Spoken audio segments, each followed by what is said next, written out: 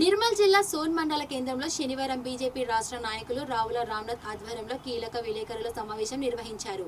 ఈ సందర్భంగా ఆయన మాట్లాడుతూ క్షేత్రస్థాయిలో పార్టీ బలోపేతం, ప్రజా సమస్యలపై పోరాట కార్యాచరణను వివరించారు. ఈ కార్యక్రమంలో బీజేపీ మండల అధ్యక్షుడు మార గంగారెడ్డి, జిల్లా కౌన్సిల్ సభ్యులు డాక్టర్ నరేష్తో పాటు సర్పంచులు బర్ల రాజు, అల్లూరి నర్సారెడ్డి, చిట్టిమల ఉదయ్ కుమార్, దాసరి శ్రీనివాస్ తదితరులు ముఖ్య నాయకులు పెద్ద సంఖ్యలో పాల్గొన్నారు. రాష్ట్రంలో అధికారంలోకి వచ్చినటువంటి కాంగ్రెస్ పార్టీ 2 సంవత్సరాల పాలనలో ముఖ్యమంత్రి రేవంత్ రెడ్డి అన్ని రంగాలలో వైఫల్యం చెంది ఇచ్చినటువంటి హామీలను గాలికి వదిలేసి తుంగలో తొక్కి ప్రజా సమస్యల్ని పరిష్కరించకుండా ప్రజలను తప్పుదో పట్టిస్తూ ప్రజలను ఇవాళ అనేక రకాలుగా వంచిస్తూ మోసం చేయడం జరుగుతూ ఉన్నది. ఈ 2 సంవత్సరాల కాలంలో కాంగ్రెస్ పార్టీ అధికారంలోకి రాగానే 6 గ్యారెంటీలు 420 హామీలు ఇస్తామని చెప్పేసి ఇవాళ ఏ ఒక్క గ్యారెంటీ ఏ ఒక్క హామీని నెరవేర్చకుండా ఈరోజు కాలయాపన చేస్తూ ప్రభుత్వం నా దగ్గర డబ్బులు లేవు, నా గొంతు కోసిన రూపాయి వెళ్ళది, మీరు ఏం చేసినా కూడా పైసలు లేవు కాబట్టి నేనేం చేయలేను, ఏమైనా కావాలంటే నరేంద్ర మోడీ పైసలు పంపిస్తేనే ఈ తెలంగాణ రాష్ట్రం అభివృద్ధి చెందుతుందని చెప్పేసి ఒక పక్కన ప్రగల్భాలు పలుకుతూ ఉన్నాడు. ఇంకో పక్కన వచ్చేసి ఇలా నరేంద్ర మోడీ ఈ దేశానికి అనేక రకాలుగా నష్టం చేస్తున్నాడు, బీజేపీ వల్ల తెలంగాణ రాష్ట్రం నష్టపోతున్నది ఇలా అని చెప్పేసి అనేక రకాలుగా బీజేపీని నరేంద్ర మోడీని ఇంకో పక్కన విమర్శిస్తూ ఉన్నాడు. ఇలా 15th ఫైనాన్స్ నిధులు కానివ్వండి, లేకపోతే గ్రామ పంచాయతీలకు వచ్చేటువంటి నిధులు కానివ్వండి, కేంద్ర ప్రభుత్వం ఇస్తే తప్ప ఇలా గ్రామాలలో పారిశుద్ధ్య పనులు జరిగినటువంటి పాపాన పోతలేవు.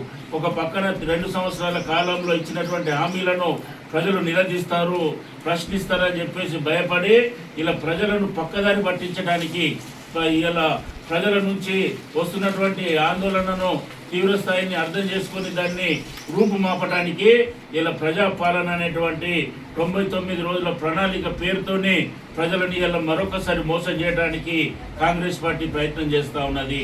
ఈరోజు ప్రజాపాలన పేరు మీద గ్రామాలలో కానీ మున్సిపాలిటీలో కానీ అధికారులు వెళ్తే ఇలా ప్రజలు అనేక రకాలుగా పింఛన్లు కావాలని చెప్పేసి, లేకపోతే మాకు రోడ్లు కావాలని, మోర్లు కావాలని, లైట్లు కావాలని, మంచినీటి కొరత ఉన్నదని చెప్పేసి, లేకపోతే గ్రామాల్లో మౌలిక సదుపాయాలు లేవని చెప్పేసి అనేక అప్లికేషన్స్ పెట్టుకుంటే దాన్ని పరిష్కరించడానికి ₹1 కూడా లేదని చెప్పేసి ఇవాళ ఇచ్చినటువంటి అప్లికేషన్స్ అన్ని కూడా బుట్టలలో వేయడం జరుగుతున్నది.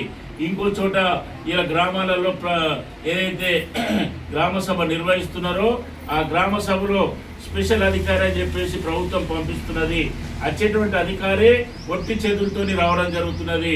ప్రభుత్వం ఇచ్చినటువంటి ఒక అప్లికేషన్ ఫామ్ రావడం లేదు. ప్రభుత్వం లేకపోతే నియమం ఏదైనా ఎత్తిందని చెప్పేసి అడిగితే ఆ అధికారి ఎటువంటి జవాబు ఇవ్వడం లేదు.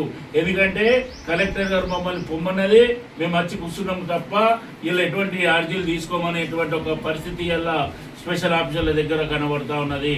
ఇలా ప్రభుత్వం ఒక పక్కన ప్రజాపాలన పేరుతోని ప్రజా సమస్యలు పరిష్కరిస్తాం, కొత్త అర్జీలు పెట్టుకోండి అని చెప్పేసి ప్రగల్భాలు వలిపి పత్రికలలో ప్రకటనలు ఇస్తున్నదే తప్ప ఇలా ప్రజలు ఏదైనా అప్లికేషన్ పెట్టుకుంటే దానికి పరిష్కారం దొరకడం లేదు. ఇలా రేషన్ కార్డులు కావాలన్నా, కొత్త పింఛన్లు కావాలన్నా, బీడీ కార్మికులకు పింఛన్లు రావాలన్నా ఏ ఒక్కరికి కూడా ఇచ్చేటువంటి పరిస్థితి లేదు. ఇలా ₹4,000 ఇస్తానన్న రేవంత్ రెడ్డి కనీసం ₹2,000 కూడా ఒక్కింట్లో అరువులందరికీ ఇవ్వడం లేదు. అదేవిధంగా మహిళలకు ₹2,500 ఇస్తానన్నటువంటి ఈయన ఏ ఒక్క మహిళకు కూడా ఇవ్వడం లేదు. ఇట్లా చెప్పుకుంటూ పోతే ప్రతి రంగంలో వైఫల్యం చెందినటువంటి రేవంత్ రెడ్డి ఇవాళ ఇంకో పక్కన కేరళంలో జరుగుతున్నటువంటి రాష్ట్ర శాసనసభ ఎన్నికలలో వెళ్ళి ఇవాళ మమ్మల్ని తెలంగాణను ఆదర్శంగా తీసుకొని ఓట్లు వేయని చెప్పేసి ప్రశ్నిస్తూ ఉన్నాడు, అడుగుతా ఉన్నాడు. ఇలా మేము తెలంగాణ భారతీయ జనతా పార్టీ తరఫున ముఖ్యమంత్రి రేవంత్ రెడ్డిని నేను ప్రశ్నిస్తూ ఉన్నా, తెలంగాణలో ఏ విధంగా ఏ ఒక్క అమలు చేసినటువంటి పథకాన్ని ఏదైనా ఉంటే నిరూపించండి. కేరళంలో ప్రజలను పక్కదారి బట్టి తెలంగాణ ప్రజలను మోసం చేసింది కాక కేరళ ప్రజలను కూడా మోసం చేసే ప్రయత్నం చేస్తూ ఉన్నాడు. ఇలా కాంగ్రెస్ పార్టీకి అలవాటుగా మారినటువంటి ఈ తప్పుడు ప్రచారాలను తిప్పికొట్టడానికి భారతీయ జనతా పార్టీ గ్రామాన ప్రజలను చైతన్యవంతం తీసుకొచ్చి మండలాల వారీగా జిల్లాల వారీగా పెద్ద ఎత్తున కార్యక్రమాల్ని మేము రాబోయేటువంటి రోజుల్లో ఆందోళన కార్యక్రమాలు చేపట్టబోతా ఉన్నాం. మరి దాంట్లో భాగంగానే మొదటిసారి తహసీల్దారులందరికీ కూడా వినతి పత్రాలు ఇచ్చాం. అదేవిధంగా కలెక్టర్ కార్యాలయాల ముందు ధర్నాలు చేసి సమస్యలను ప్రభుత్వం దృష్టికి తీసుకొచ్చాం. ఏ ఒక్క సమస్యను కూడా పరిష్కరించలేదు. అదేవిధంగా చెలో అసెంబ్లీ కార్యక్రమానికి పిలుపునిస్తే వీళ్ళు ఎక్కడికక్కడ హౌస్ అరెస్టులు అని చెప్పేసి ముందస్తు అరెస్టులు అని చెప్పేసి కార్యకర్తల నాయకులందరినీ కూడా ఇలా జైల్లో పెట్టించడం జరిగింది. కాబట్టి ఇలా ఎన్ని అరెస్టులు చేసినా ఎన్ని ఉద్యమాలను ఆపే ప్రయత్నం చేసినా భారతీయ జనతా పార్టీ తెలంగాణలో రేవంత్ రెడ్డి సర్కారుకు కాంగ్రెస్ పార్టీ ప్రభుత్వానికి వ్యతిరేకంగా ప్రజా ఉద్యమాన్ని తీసుకొస్తాం.